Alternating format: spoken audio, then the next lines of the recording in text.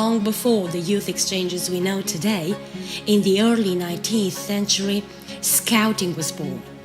What started as a camp for young boys turned into the world's most representative educational youth movement, aiming at responding to the needs and interests of young people.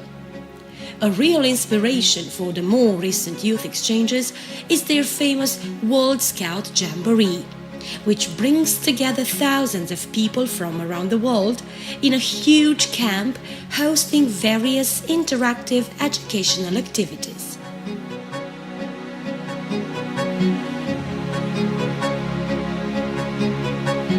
In the late 1960s, the idea of involving young people in active participation in the building of a united Europe began to take shape. The program Youth for Europe was set up for the period 1989-1991, and it included some measures linked to the development of youth exchanges and mobility in the community. Youth exchanges were seen as bilateral or multilateral exchanges between groups of young people aged 15 to 25. Youth for Europe 2 continued the promotion of youth exchanges over the period 1992-1994 by means of bilateral and multilateral exchanges. Cooperation was the main ingredient of these projects. Expressing their ideas and getting in contact with different perspectives, while identifying common needs and interests, enabled young people to become more aware of being part of the same geographical space, Europe. Youth for Europe 3 comes with a slightly different approach in the attempt to make more coherent the existing actions in the field of youth. At this point, we can talk about a youth policy, aiming at raising awareness of the European identity of youth.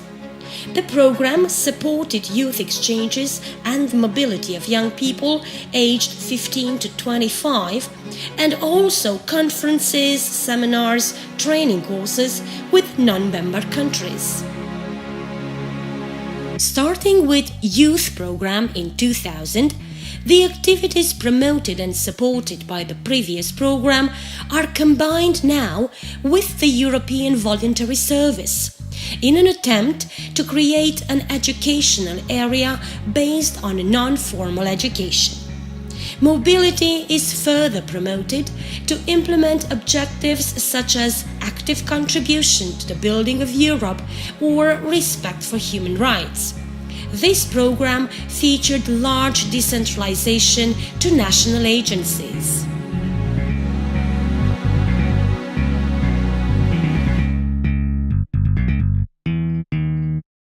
Youth in Action continued to support the cooperation in the field of youth in the European Union and fostered the development of skills and competences by means of non-formal learning opportunities. The target group widened. The new program addressing young people aged 13 to 30.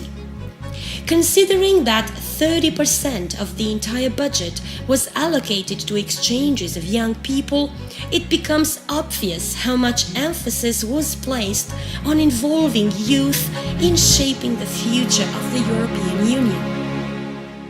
The current program of the EU, Erasmus+, supports youth exchanges through Action 1. This new program places great emphasis on diversity, intercultural dialogue, and common values. The learning process in youth exchanges is triggered by methods of non-formal education. The exchanges allow groups of young people aged 13 to 30 from different countries to meet and live together for up to 21 days and carry out a work program designed and prepared by them.